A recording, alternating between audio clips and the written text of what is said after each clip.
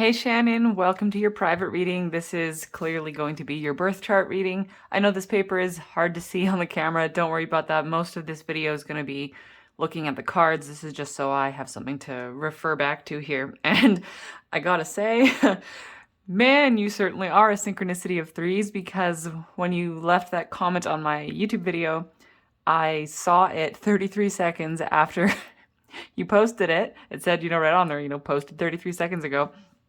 And it's so funny that your birthday is March 17th. That is a special birthday to me, actually. It was my birthday for my best friend back in high school. And just in the past couple of days, I've met two other people born on March 17th. So you're the third person that I've met in this last week born on that, day that is meaningful to me. So very, very funny. And I pick up, or, I pull up your chart, and so interesting, right? I'm sure you know all about this, but you have such interesting placements.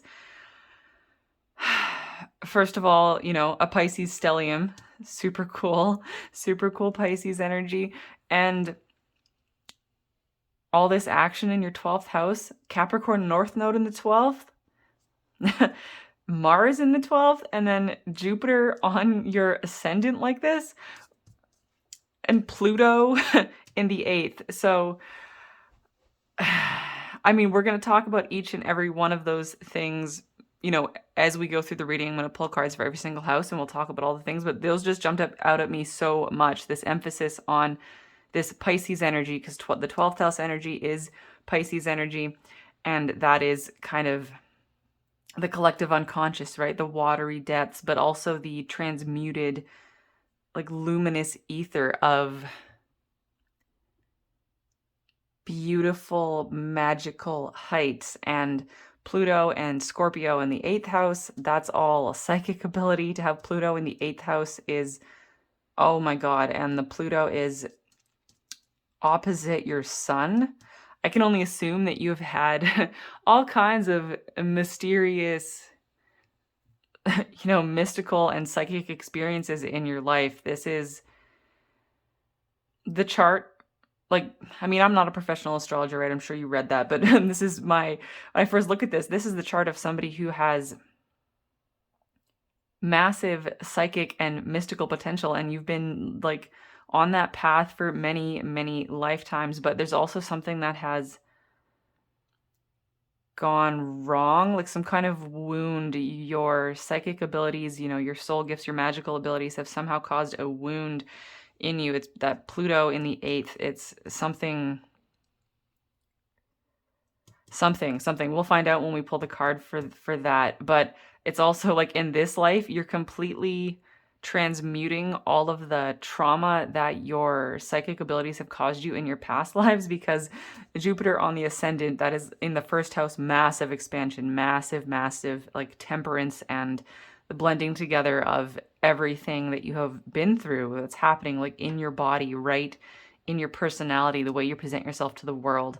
And to have Capricorn in the 12th house, like your Capricorn North Node in the 12th house, as you probably know, your North Node is your kind of life's trajectory, your life's journey, where you're headed, and it'll be uncomfortable. It's pulling you out of your comfort zone. So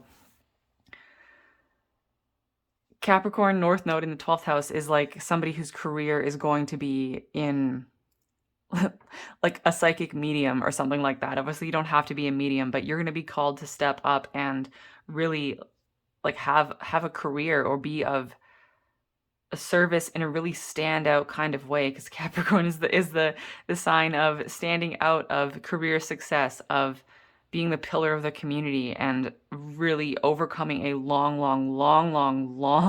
challenge. So I'm really, really curious to draw your cards. And yeah, I guess I won't bother talking about anything else. We'll get to it in more detail as every card comes through. So 1st house, your house of your body and yourself. To have Jupiter on the ascendant, so cool. That's like, this lifetime is the lifetime you explode, you expand massively, rapid expansion. And like, people, you have this ability to draw people in, but they can also, it can also feel to them like you're so much, so much. In fact, if you, in your life, if you found that people are really attracted to you and then are suddenly turned off or like acting weird, it's because your energy is so much for them. um and especially to have that, what is Jupiter in?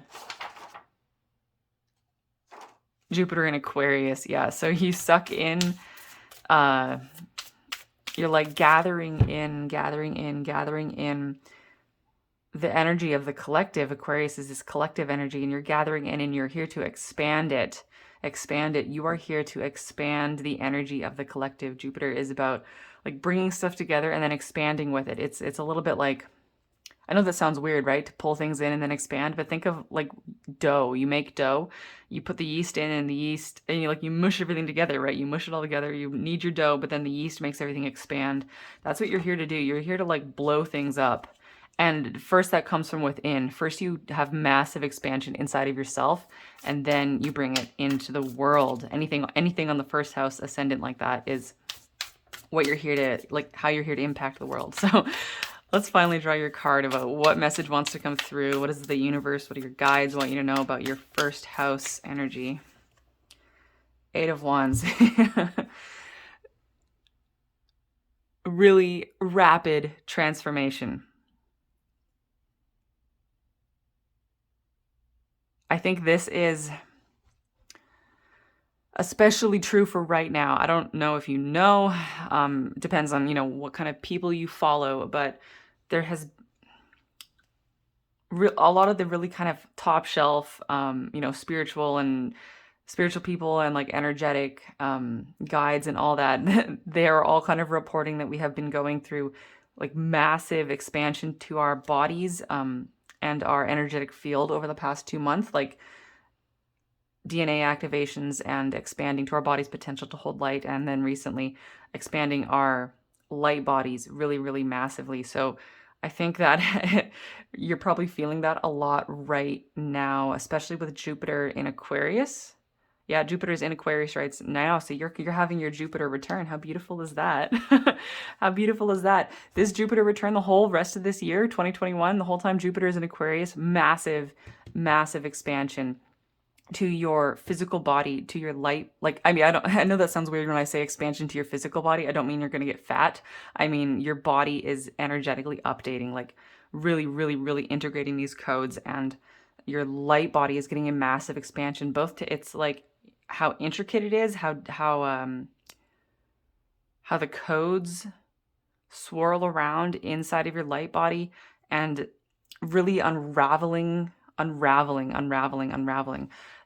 filming this the morning after the equinox, and last night during the equinox, I actually woke up like a few minutes before like the exact moment of alignment, right? And I was getting all these downloads about how, how people always say things like, the answers are all within because we have all of the universe all inside of us. I finally understood what that means. It is that we're not actually smaller pieces of our higher selves. We are our higher self, just condensed, like so smushed down, like condensed and compressed and compacted. In order to compact down into density, we had to like take all of our energy, take all of our energetic filaments, all of the different like flows of energy in our light body, and like coil them up like a spring. That's how we compressed it. We coiled it up and compacted down to make it really, really tiny.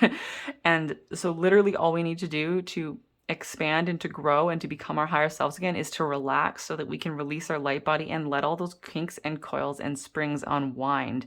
And then we can find all of the codes and all of our knowledge and all of our everything. It's literally inside of us, just kinked up, kind of just like, if the double helix of human DNA it's like supposed to be miles and miles and miles long, right? But it's all down there in every single one of our cells. That's just how our energy body has been compacted down into our physical body. So we just need to relax to spread this out. So this whole next year, Jupiter in Aquarius, hang on to your hats.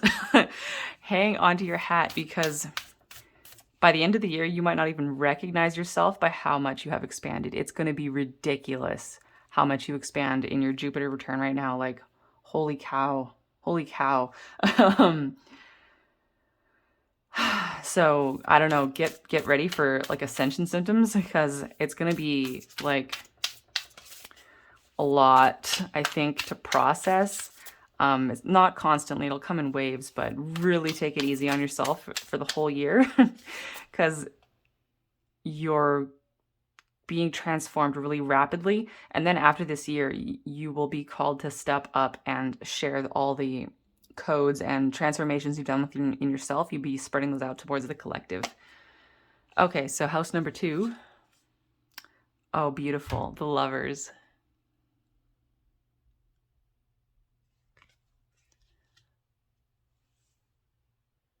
It's interesting to me that you have a second house stellium. It just is similar to mine, actually. I also have my sun in the second house, also my Mercury, and what do you have here? Venus and Chiron. So that's a lot happening in your second house. Second house being your house of like work, how you make money, essentially, how you show up in the world, how you exist in the physical world. So it's very kind of empowering to have your sun in the second house, but it's also difficult to have a lot of planets in the second house because that makes your relationship to earning money, to like work and to physical existence kind of complicated. It means that you're in this life learning a lot of lessons about your physical embodiment and how to deal with like the human existence. And for the Lovers cards to come out, I mean, you'll know if that's like a soulmate thing going on for you, but really I think this is about your connection with your higher self. In this life, you are here to really embody your higher self, really figure out how to expand your energy body and update your physical body enough to channel and like remember and reclaim as much of your higher consciousness as you can. It is literally your job in this life to expand and to become your higher self, to find that inner twin flame, the inner twin flame union.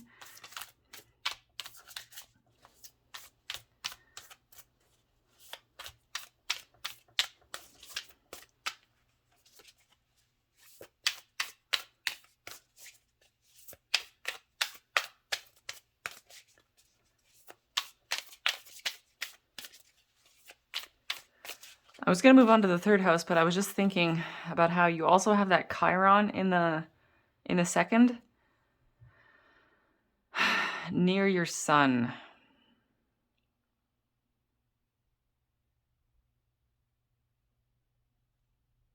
I'm going to actually pull a card just for your Chiron because it's really close to the third house, and depending on how you run the house placements, it could also be in the third house. So I want to know, because Chiron represents your core wound, so let's find out specifically about that. What is your core wound in your astrological blueprint here?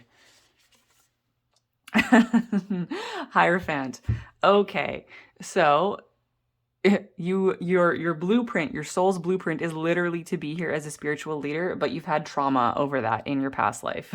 Many of your past lives, in your quantum life. Like this is the pattern that repeats and repeats and repeats and repeats over and over and over again.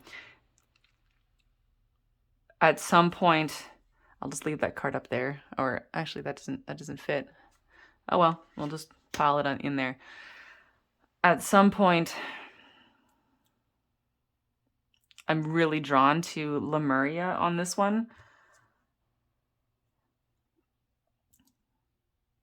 I think this probably played out quite heavily for you in Lemuria, but it's also played out in, in other lives and in other planets as well. Probably echoing something that also happened in the Pleiadian star system. Something about you were wielding power and like spiritual power, you being like a high priestess or a high priest, and many lives that went really well for you, but at some point, probably towards the end of the Lemurian epoch, when the energy started to shift and things got really, really dense and we started to slide into the Kali Yuga, if you're familiar with that, basically like the dark age, people like to say, right, when things kind of went to shit on Earth. A lot of spiritual leaders, were affected by that and ended up kind of losing their losing their way, losing their ability to kind of walk in the highest of light. And of course, that's nothing to beat yourself up about. That was part of the whole cycle, part of the whole system. You chose to go through that so you could eventually rise above it. So in this life, it's going to be like releasing the guilt about stepping up, releasing the guilt about wielding your spiritual power, releasing feelings about, it's like this is like a thing you have about spiritual power, especially in terms of any type of organized religion, right? This is the Hierophant, so it's like masculine spiritual energy, wounds inflicted on you by the divine masculine for sure, probably in some lives, having been like having, Catholic priests or something like that. It could be any religion really, but any religion where like a man was holding spiritual power, this is like wounds done to you by that. So in this life, it will be healing from that, healing from that, healing from the wounds caused to you by distorted divine masculine energy and from your own distorted lives where, wielding your spiritual power did not go, quite as how you would have liked it, we'll say. But in this life, you will step entirely out of that and heal that and be able to step into a role of spiritual service with like a full knowing, full understanding now, because you've made the mistakes in the past and you've learned from them. And then you've also suffered from other people's mistakes in the past and you've learned from those as well. And when you forgive the whole of it, when you forgive yourself, when you forgive the people who have hurt you, all of it, then you'll step up and you'll be able to wield spiritual leadership with like so much wisdom. So much wisdom. Okay, third house. This house is empty. This would be like your house of communication. So let's see what the card is. Page of Wands. Yeah, I was gonna say with it being an empty house, it kind of means it's kind of uncomplicated, nothing really going on with that, no major lessons, no major like problems. Empty houses are kind of good, right? They're kind of nice. It just means good. So Page of Wands.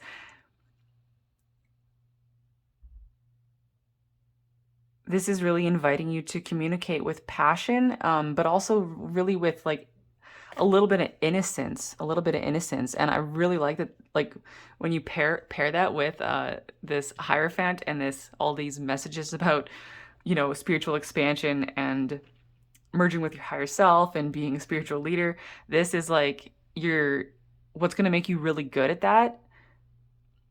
And is going to really draw people to you and allow you to guide others through their own awakening with really a sense of comfort and familiarity. Like people are going to feel so comfortable with you because they're going to feel like you're so real, so real. Like they're going to believe you and feel drawn to you because you're so real and like not arrogant. This is like no arrogance. This is no like no ego getting involved in your spiritual leadership like can sometimes happen, right? This is like somebody who's just completely open, completely honest, and completely done with the whole like religious hierarchy and even like infighting that can go on in circles. This is just it's so, having trouble articulating it. It's like when people come to you for inspiration or for healing, or just for guidance, they'll feel like they're coming to like a long lost sister, essentially. Page of Wands, and you'll be able to inspire people and light the fire into them, but without it coming from the top down. It'll be like such a peer thing, but without you losing your authority, because the Page of Wands, it's like that fire within you. The fire within you is what will guide you forward on your path.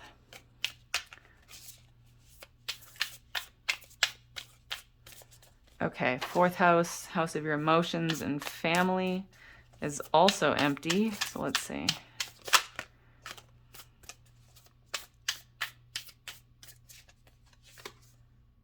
Ten of Pentacles. Beautiful. Oh my God. And this is Stonehenge. So the house of family at Stonehenge. This is like your I'm actually seeing you gathering your soul family around you on this earth. You're going to be kind of the anchor point, the compass point. Like people are going to be so drawn to you like your Stonehenge almost, you know? You're going to be pulling people in because they can feel that you have this gravitas about you, and they will know that they will be able to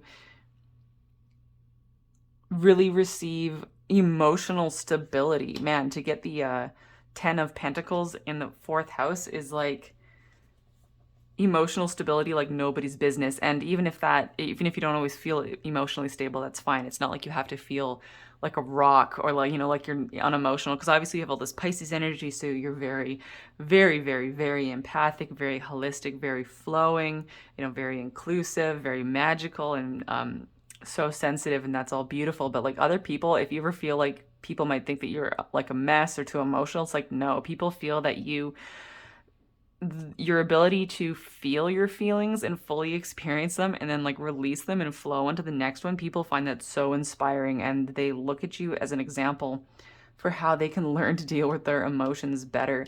And this is also indicating that your your feelings and your femininity and your ability to be like a maternal figure. I mean, I don't know if you have kids or like kids or anything. It doesn't have to be your own kids, but people will feel a kind of motherly, welcoming, kind of nurturing vibe. And it's like you can nurture the entire earth. You can nurture the entire earth. And I think in terms of your spiritual mission on like a more like macro level, this is you are here to like water the earth with your beautiful, beautiful Pisces energy. Oh, and I think you said you resonate with Hadar. I feel that from you so much. I can stop jump in and confirm that for you, because the the beautiful, ecstatic, flowing, um, feminine energy coming off of you is so Hadar, and this energy is like so Hadar. I love it. I love it. I love it.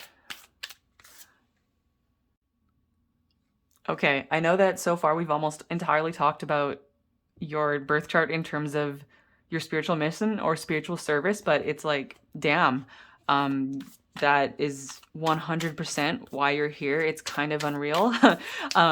Just to let you know, I don't always talk about that when I'm doing people's birth chart readings. It's anything can come up, right? But this, like, right here, we got this Hierophant staring us right in the face. So let's see about this fifth house. Interestingly, you got Saturn in the fifth.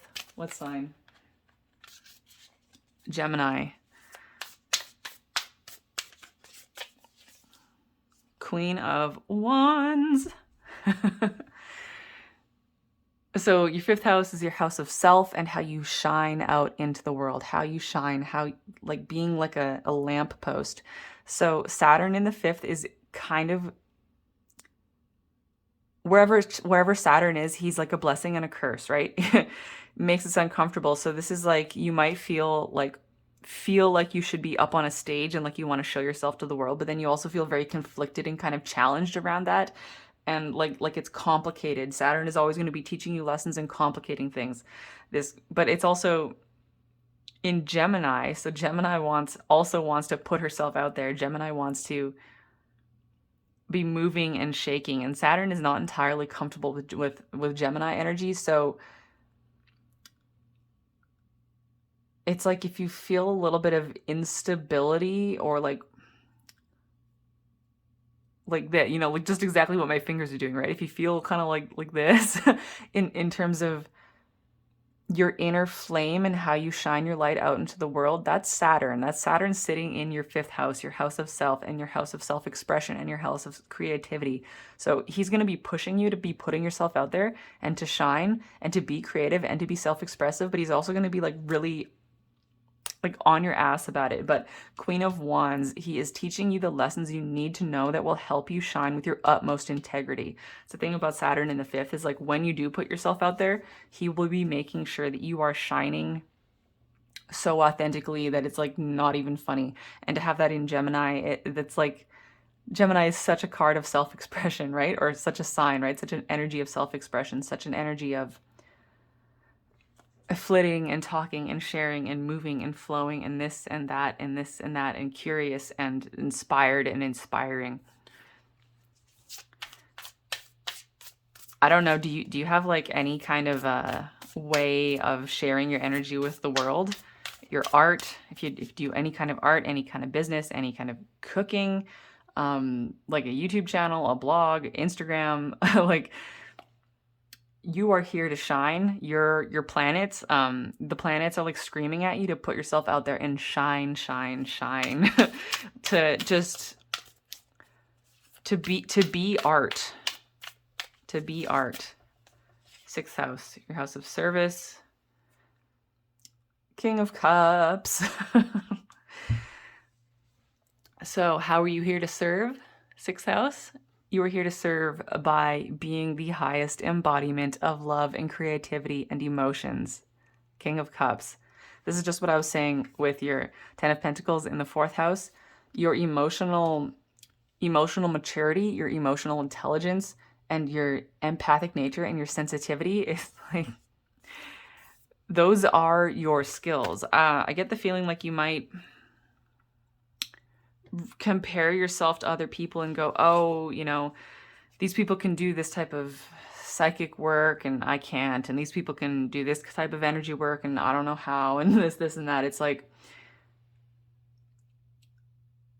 you have all kinds of soul gifts that you'll be able to unlock in this life, but the one that is already fully available to you is your empathic abilities. So empathic, it's not even funny. You probably don't even understand how much more empathic you are than other people, because things that you take to be a normal everyday experience that you've just existed in forever, you think is normal, and other people never experience that. Like when you walk into a room and you instantly can just feel you feel all of the emotions, all the emotional residue in a room. Like even if there's nobody in there, you can feel how people felt when they were last in there. No, people don't notice that. Other people don't notice that. Just like feeling what's going on with everybody. That's not how everybody experiences life, and that is a true gift. And it's like if you tap into that as far as you can go, like really run with that. I could see you doing sessions for people where you just like an empathic reading, essentially, just an empathic reading, and you'd be able to give people so much insight on how to process their emotions. You like are probably a master at emotional processing, which is something most people don't even know what it is or how to do it, and you're kind of a natural at it. So roll with that and consider helping other people learn how to process their own emotions, because that is how you're here to be of service.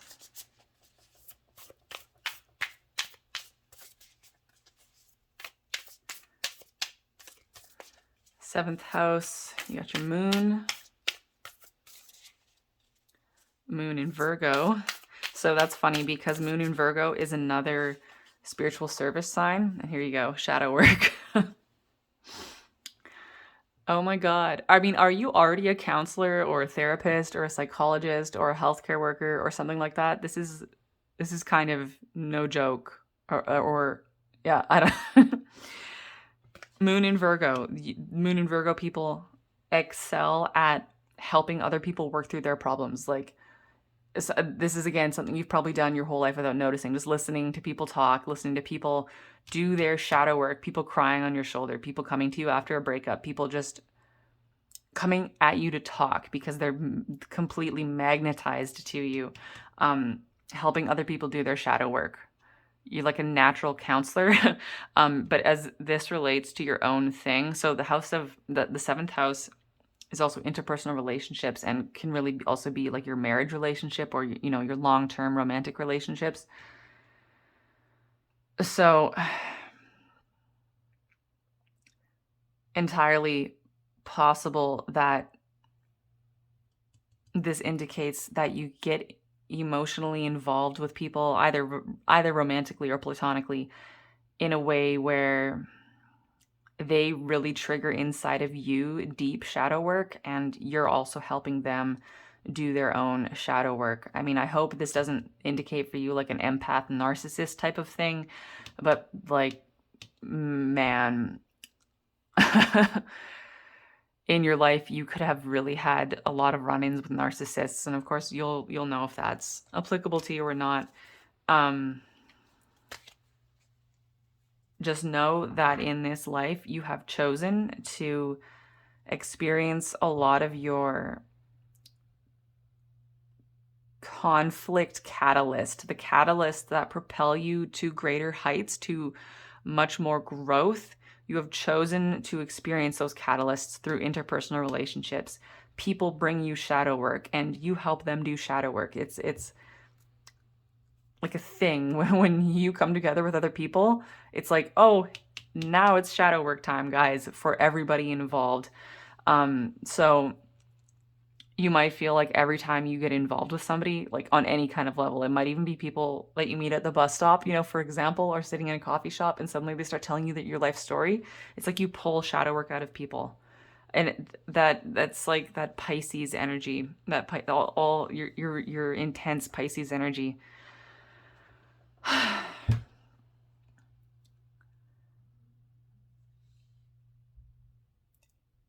It's like you're learning in this life to, it's like you start off encompassing everything, because Pisces energy is everything. It holds the energy of all the other signs, and that includes the mud at the bottom of the pond. Okay. Pisces energy includes everybody's mud, the mud of the collective unconscious, and you've been like filtering through that for possibly many years, and learning to purge and release and process all of that mud and letting it sift out. And as you raise your frequency, you help the collective unconscious raise its frequency up out of the mud, and then you will be able to access the higher frequencies of Pisces energy, which to me is luminous ether. And you might think, what the hell does that mean, right? Essentially, the way I visualize the void, it's just black and it's nothing, but it's not empty. There's something there. There's something there that intangible. I can't feel it. I can't see it, but I know it's there. It's the ether. That's how I think of it. It's the ether. And what is the ether? It's like the tiniest, most minute, most single-celled particles of consciousness. But what happens when the ether begins to glow, to vibrate, to raise its frequency? Then it becomes luminous, it becomes white light. That is the way that the void can produce light, by learning to glow and to be pure white feminine light. So as you sift out this gunk and mud and shadow, like at the bottom of the collective unconscious, you vibrate up, and then you tune into the white light. You tune into the white light. That's where you are going. That is why you are here. But you do that through triggering shadow. It's like other people trigger shadow work in you, and then you trigger shadow work in them. Unfortunately for you, it's like nobody really helps you with your own shadow work. You help other people, but nobody helps you. It's because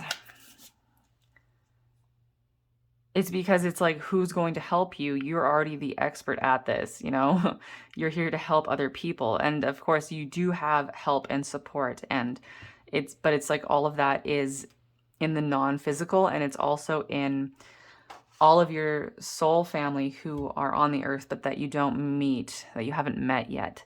And there's an exercise that has been kind of going through the grapevine among star seeds, and I think it might help you. It's something I use when you feel overwhelmed by everybody else's problems, when it's like everybody's coming at you with all of their bullshit, and you're just starting to vibe high, and you're just starting to have a great day, and everything is getting better in your life, but everybody else is still like seriously dragging you down, and you get so frustrated that like, it's like, why do I have to help everybody all the time? How do I deal with this? And you might feel like really burdened. It's like you're helping everybody else carry their burdens, but you have no one to help you carry your burdens. So when you feel like that, just remember that, all of the other light workers, all of the other people just like you, they're all out there, experiencing the exact same thing you are, the exact same energy, right?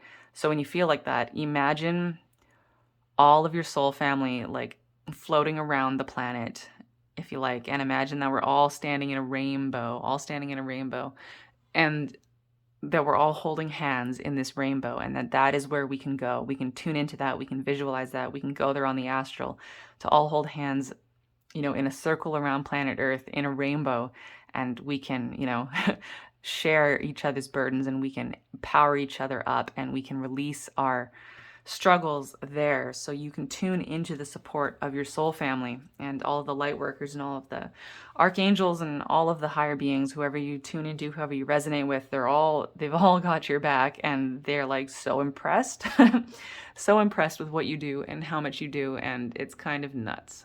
So yeah, be sure to like massively take time out for yourself. Like, self-care is no joke for you. You need to take care of yourself, like seriously, taking as much time out alone as you can, like taking baths, going for walks by yourself, sitting in the sun, not talking to people for like 2 weeks at a time. Whatever you need to do to take time out and to recharge, because people are so attracted to you like a moth to a flame. It is no joke. Need to take care of yourself, because you need to be like the healer and the leader you wish you had, because you are that healer and leader. So that's why people don't show up for you the way the way you show up for them. Okay, here we go. The big 8th house with Pluto in it. So 10 of Wands. Okay, yeah. So we were just talking about your burdens. And here you go. The house of burdens, or the house of psychic ability, is full of burdens. It's been a long road, and through all of your lives where you have manifested psychic abilities in different ways. Some lives you've been a priestess, some lives you've been a priest. I feel like you've mostly had female lives, but I think at least a few male lives, as a witch, as a healer, as a shaman, whatever it is. It's like you feel like you've been carrying the collective on your back for like thousands of years, and it's literally because you have. But the good thing about this 10 of Wands is that in this life, you get to put that all down. You finally get to put that down, because the 10 of Wands is this completion of the cycle of burden. It's the farmer at the harvest. So in this life, you will complete your Earth mission, essentially. You'll still be, if you choose to come back to Earth after this life, it'll be a whole new cycle, because you will have done what you came here to do. You came here to carry the burdens of the collective through this Kali Yuga, through this dark period of consciousness, through the darkest days on Earth. You were here to carry the light and to carry everyone's pain, because they were not able to carry for themselves. But this is the last time you have to do that. In this life, you get to put those burdens down, and you get to be done with it.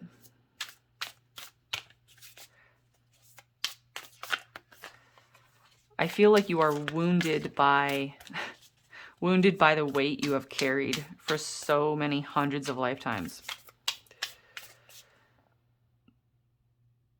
But that cycle is ending.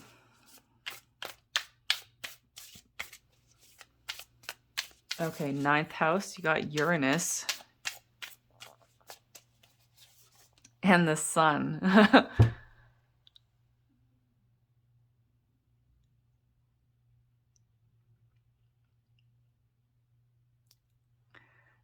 It's interesting to see Uranus in the 9th house, because he makes everything unpredictable. So I don't know that with the 9th house, it's either for people travel or it is spirituality, and that can be both. But I don't know where that's gone for you. Have you traveled like a lot in your life? Have you been all over the world? That's one possibility. If it's not travel for you, with this Sun card and Uranus in the 9th house is, again, explosive expansion in spirituality. And the 9th house is, Sagittarius and Jupiter energy. And it's at the top of your chart.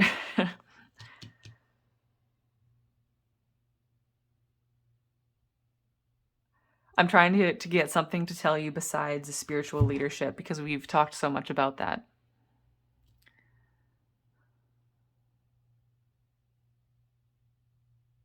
But I mean, look at this card. This is, you are the sun that people orbit around.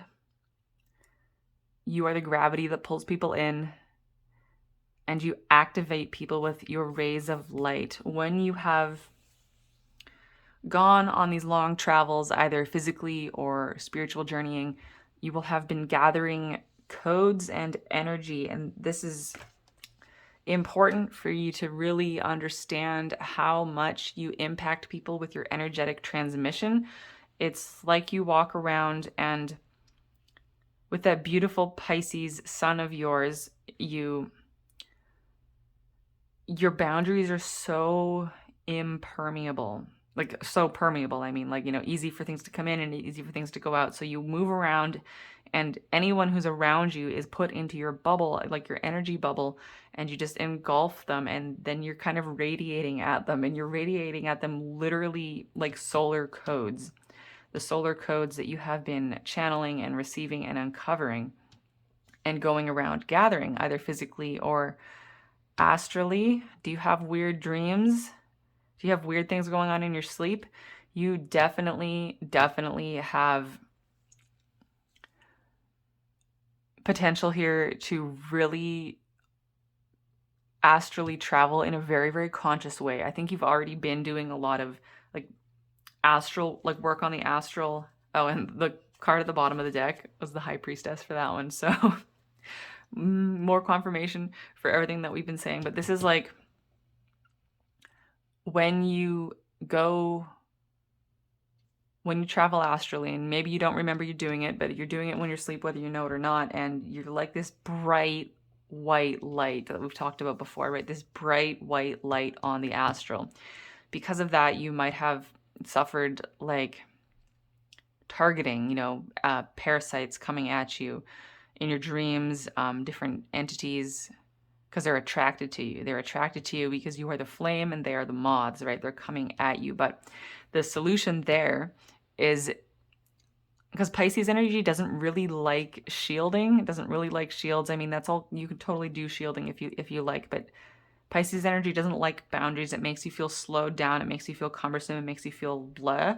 So the way Pisces people, in my experience, I mean, you decide if this resonates or not, typically the best way for Pisces people to do like psychic protection and protect themselves is to just shine brighter.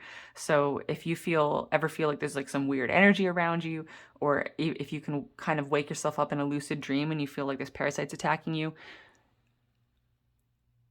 just shine, shine, shine. Imagine white light. You're just an explosion of white light. Imagine spreading out white light from your heart, so bright and so strong and so unstoppable that it just completely engulfs everything around you.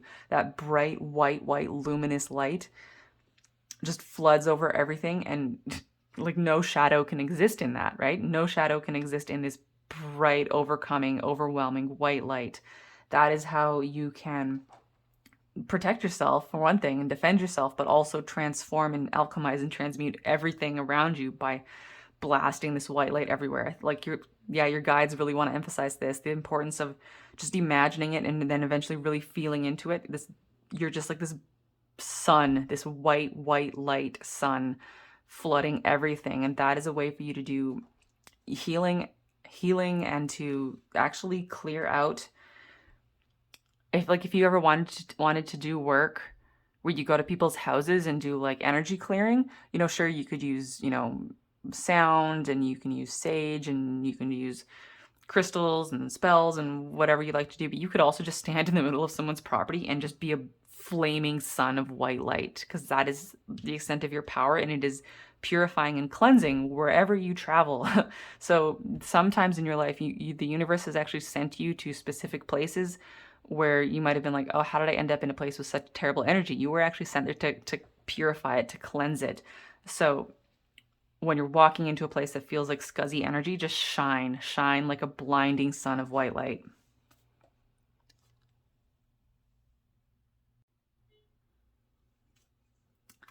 And let me think.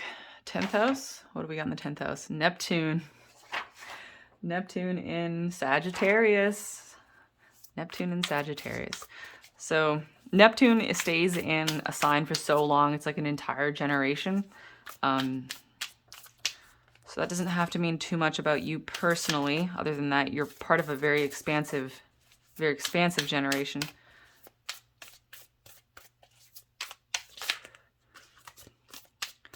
Neptune in the 10th, because the 10th house is all about your career, and how you be a pillar. So Neptune being the ruler of Pisces blends that together. That's so interesting because you have your North Node in Capricorn. Capricorn rules the 10th house in the 12th. So that's a weird blending of Capricorn and Pisces energy. And I actually know something about that because I'm a Capricorn sun with a Pisces North Node.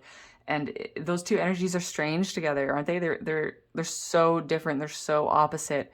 So there's this weird tension between your like Pisces soul and this pull to stand like a pillar of the community and this drive to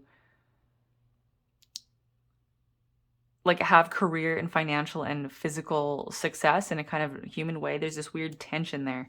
So let's find out what this card is. 8 of Cups, spiritual journey. So I don't know what kind of career fiasco or journey you've been on in this life, but know that your entire career trajectory has been itself a spiritual journey. I feel like you might have changed careers a couple of times or had a lot of confusion about how you want to proceed and move in life, or have these moments where, you know, you're like, okay, yes, I've been striving to get to this point, and then you go, oh, this isn't what I wanted at all, and wanting to leave it all. This is like letting you know, don't worry, there have been no mistakes. Your career trajectory and how you earn money and just all of it has been a spiritual journey for you, and it has been aligned for you, and it has been proper and normal and good. It was supposed to be this way for things to ebb and flow. It's actually supposed to be like this river. So you were never supposed to have a traditional career trajectory. It was never supposed to go that way. And yes, your career and your spirituality are entirely intertwined, which is something we will come to, in the 12th house. So let's do the 11th house before we come back to this spiritual career thing. 11th house, Ace of Cups. So yeah, the 11th house it's your empty house, but it's the house of the collective. It's the house of Aquarius and the house of healing. So what are you here to do? You're here to hold unconditional love for everybody. You are here to hold unconditional love for the collective. This is more Ace of Cups. This is more Hadar energy, by the way.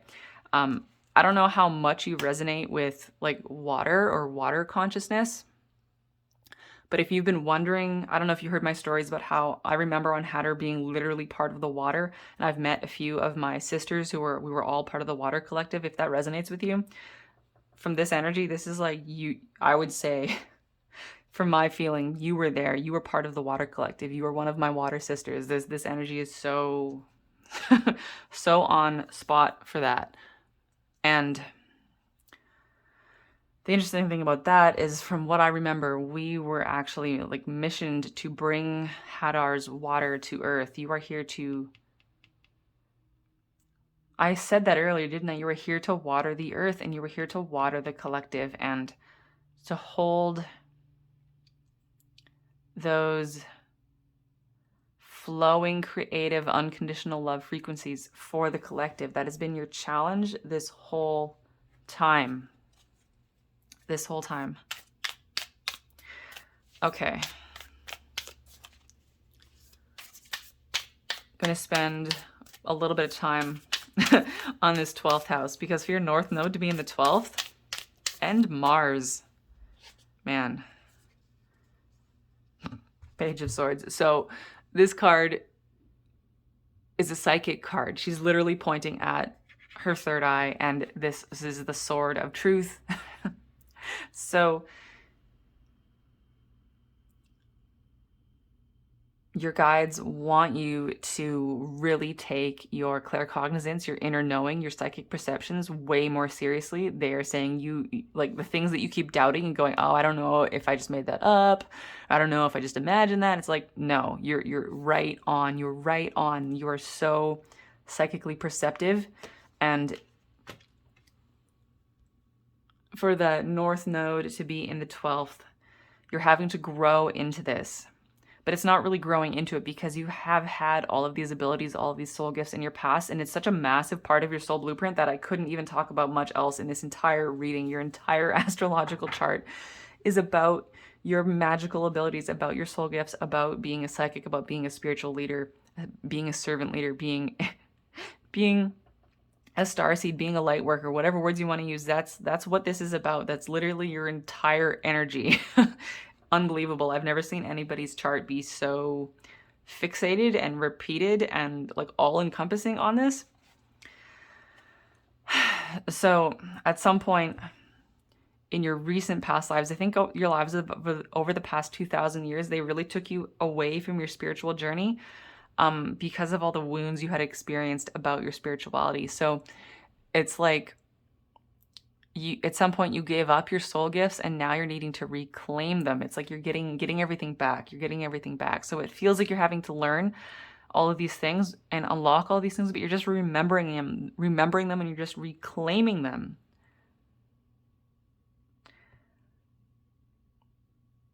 That Mars in your 12th house is a little bit insidious, I think.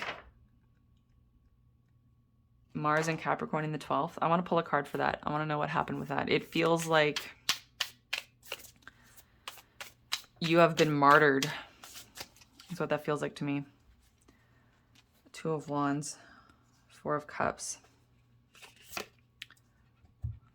Look at these.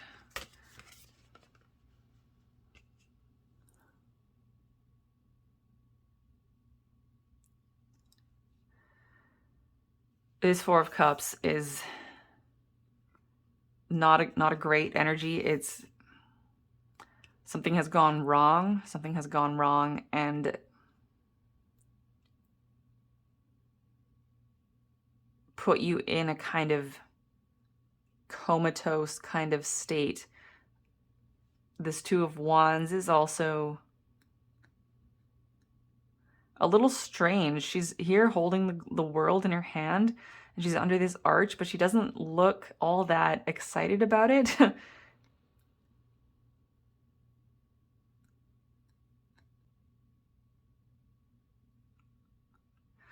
I was staring at that for so long because I was getting images.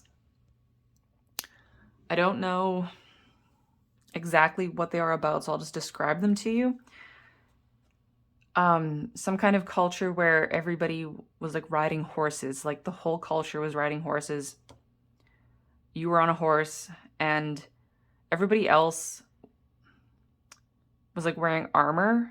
So it was like you were riding with a bunch of men and they were wearing some kind of really ancient armor. Like not a knight in a shining armor, not like European knight armor. We're talking like ancient China or like Mongolian armor or something like that.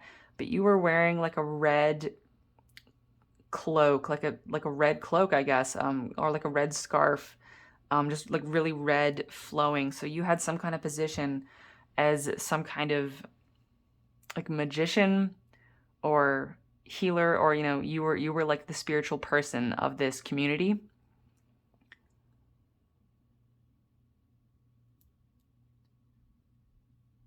But I think you were not allowed to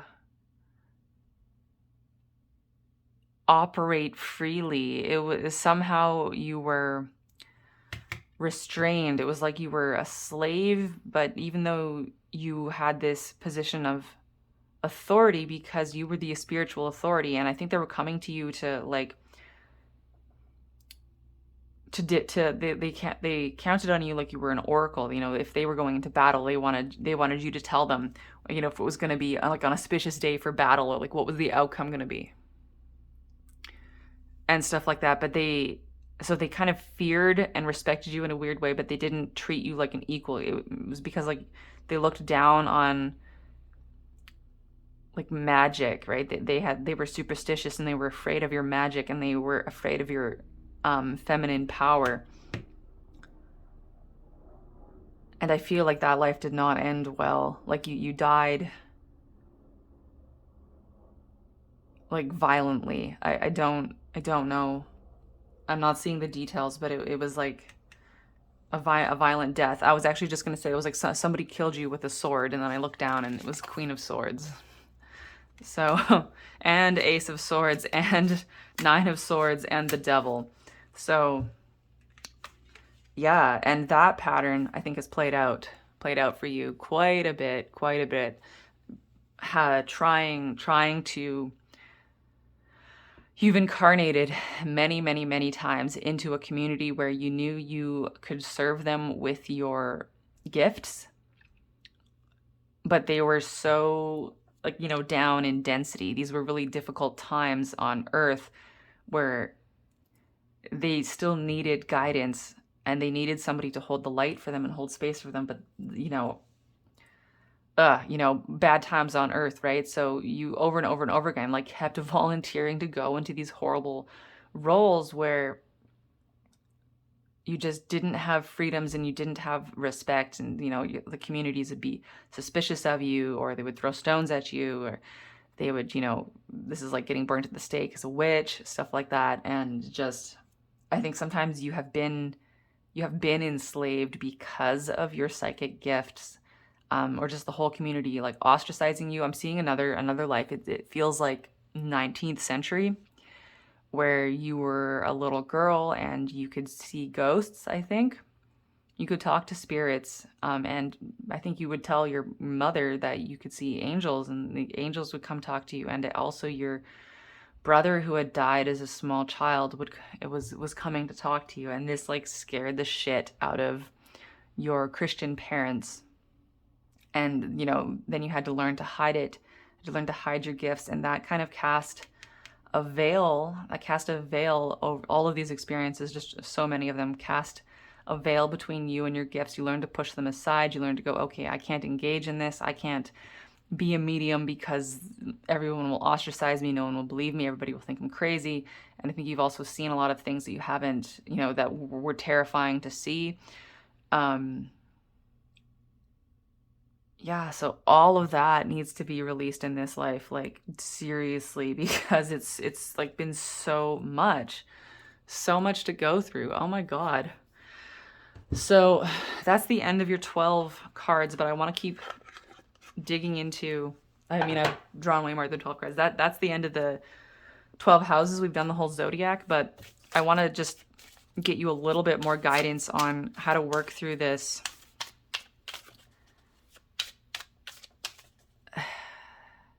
This knot. It's like there's a quantum knot of all of the trauma that you've experienced because of your psychic gifts. They've created a block. Like the trauma itself is blocking you. You need to work through this like past life trauma that, you might not even really be aware of. But it's what's blocking you. If you're wondering why haven't I unlocked more of my soul gift, it's because of all of this trauma. So these are oracle cards, crow cards. We're going to ask, what is the most important thing? If you only focused on releasing one thing, what should you focus on releasing in order to move past this block? Luck.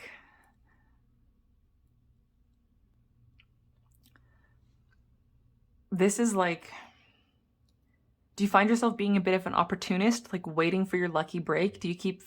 Have you ever found yourself in that position? I mean, I think everybody does at some point, going, when are things going to change for me? Like, when is my time going to come?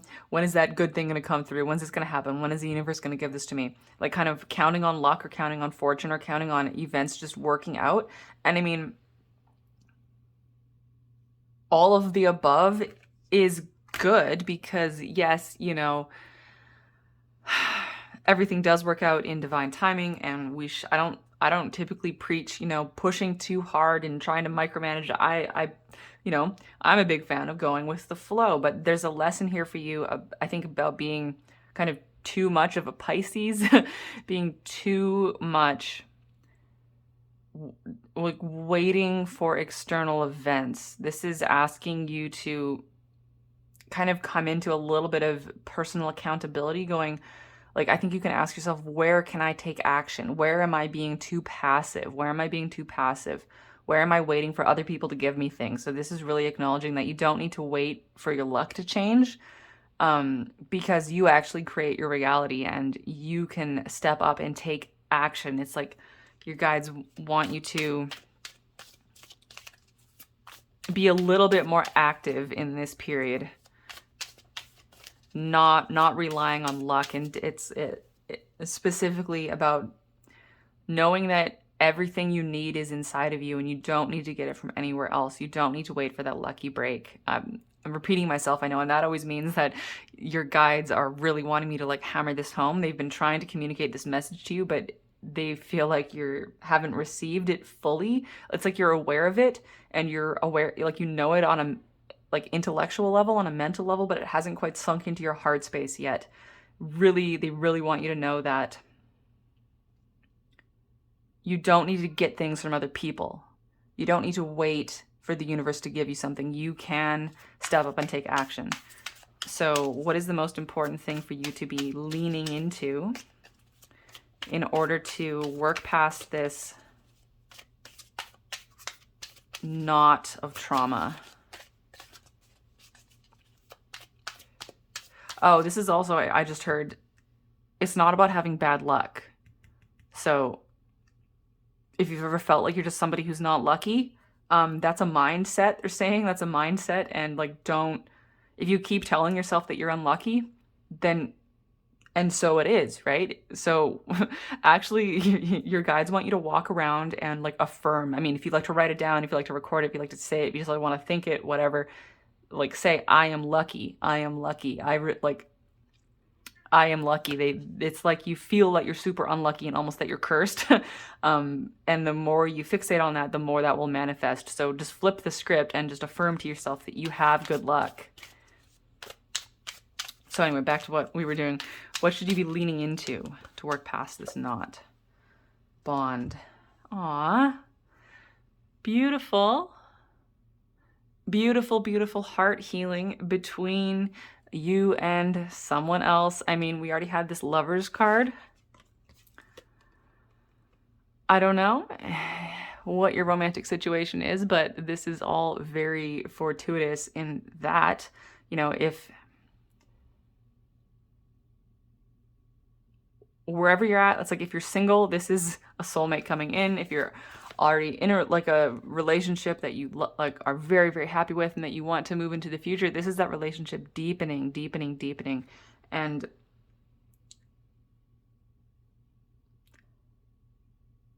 focusing essentially on love, unconditional love of all kinds. This is also self-love.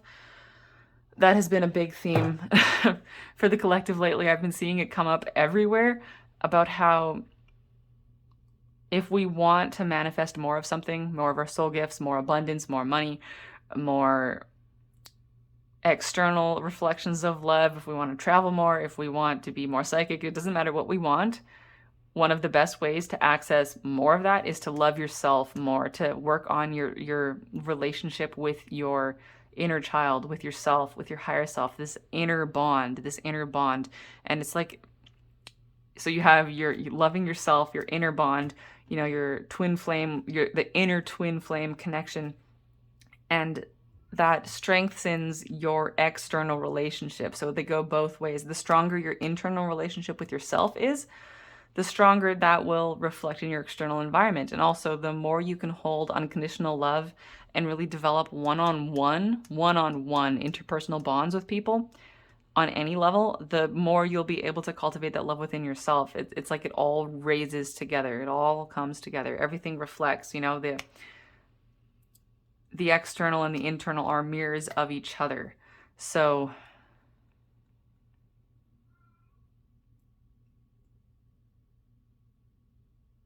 one more.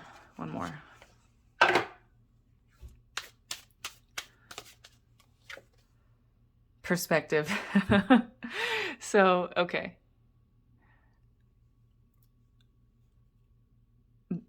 that just came up in my opinion to kind of confirm everything we were just talking about. There is something about your perspective on how things have been working out for you in your life, how you have been manifesting, that needs to shift. Shifting your perspective on your own personal empowerment.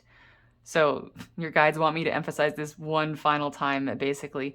The more you power yourself up using your own internal self-love, the more you own your ability to take action and direct the trajectory of your life, and the more you can hold unconditional love and space for yourself and others, that is essentially how you will go on your North Node journey of finding yourself in this capacity, living as a spiritual leader who also has a affluent, abundant business based on this. You know, this is releasing any kind of concerns you have about charging for your services, whatever your business is for you, or if it's not a business, you know, if you end up working with other people in a employee role, that's fine. But it's like, understand that you are here and you deserve to be abundant, and you deserve to be repaid for the services that you do. Since you've had these other lives where it's like you served and you served and you served, and then they killed you, or they served and you served, and then they ostracized you, and you know, you were kicked out or just looked down on or whatever. That's not how it's supposed to be in this life. You're supposed to receive the same energetic return for what you give out. So as much service that you give out, you should be getting the energy, the money, you know, the service and the time and the love that should all be flowing back to you. Understand that it should be balanced. It should be balanced. Changing your perspective on that. I feel like there's just like a scarcity mentality or a unworthiness mentality, feeling that you should have to heal the planet for free, or that you should have to heal and heal and heal and heal everybody and then never get anything returned, just feeling like you need to go into poverty over it. You need to shift your perspective on that. Because with that Capricorn North Node, you are here to be financially successful and to be like socially successful. Capricorn is the sign of success, and for your North Node to be in that, the success is going to come probably, you know, if it takes you much of your life, it doesn't matter how long that takes, because North Node journeys can be very long. But just know that like your pot of gold is at the end of the rainbow. That's literally what that is. North Node and Capricorn in the 12th house.